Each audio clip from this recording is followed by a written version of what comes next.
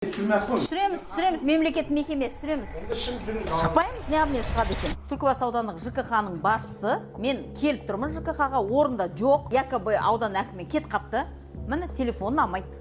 Өткендегі автотұраққа қатысты, мені 40 миллион теңге смета.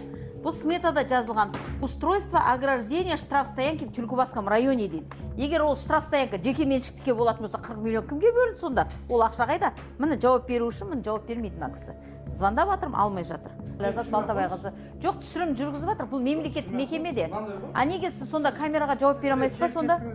Келіп кеттіңіз, оны мұжи бергеннен. Мәселе мұжуда неге 42 миллион бөлініп жатыр? Жеке меншік азаматтардың автокөліктерінен ақша алып жатыр. Қалай оны мұшып жатыр? Мен журналист болам. Асанова Ләззат. Қағазыңыз бар ма? Иә, бар қағазым. Не істейін? Официально шығыңыз. Сіздің ат-жөніңіз кім? Ат-жөніңіз кім?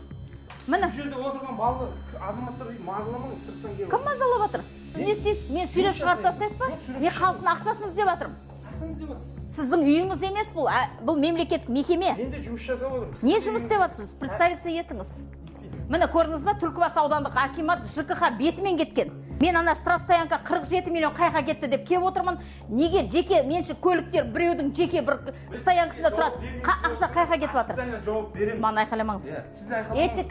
Этика қаржы қай жақта кеткенін ешқандай есеп бермейді. Неге жеке айып тұраққа, жеке азаматқа қаржы төленеді деген ешқандай ақпарат жоқ. Ана үлкен кісі айтады, ақша қалтама кетіп жатыр дейді. Қайық кетіп жатыр ол ақша? Қалтама кетіп жатыр. Полиция бұл жерде әр күнге 5000 теңге төленеді дейді. Автокөлікке оны 5000 теңгеден айып төленеді мысалы. Ал енді міне ЖКХ-ның түрі мынау. Түсіреміз, мемлекет мекеме түсіреміз. Шықпаймыз, неғымен шығады екен. Мен мемлекет мекемеде тұрмын. Сіздің ат-жөніңіз кім? А мен адам сияқты емеспін ба? Неге мен оскорбление жасап жатсыз? Не істеп жатырмын мен?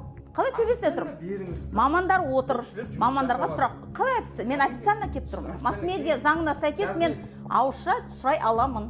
Неше түрлі бағдарламалар бар, өтініш бар, документолог бар. Беріңіз солай. Адами тұрғыда деген нәрсе жоқ па сіздерде? Адами тұрғыда біз сізге қараңыз да, мен қазір объекттің басында жүрмін да. Жүре беріңіз. Біз уақытымызда жатсыз. Бара беріңіз, мен мына кісіден сұрап жатырмын. Олар жауап беріп жатыр. Сізге қарағанда бұл кісілер маған өте сауатты, мәдениетті жауап беріп жатыр. Міне көрдіңіздер ма, мемлекеттік қызметкердің бүгінгі бейнесі мына Түлкібас аудандағы. Мына ЖКХ-ның орынбасарымын дейді. ЖКХ-ның басшысы мен бағаналы бері звондап жатырмын, телефонды алмайды. Сонда бұл жерде қалай сонда бұл жерде заң жүрмей ма не? Міне бағаналы бері звондап келіп жатырмын. Мына орынбасары өте неадекватный болып келіп тұр қазір. Мен журналист ретінде келіп, масс-медиа заңына сәйкес менің ақпарат алуға, іздестіруге, сұратуға, ол ақпараттың нақтылығын тексеруге және оны мен жариялауға правам бар.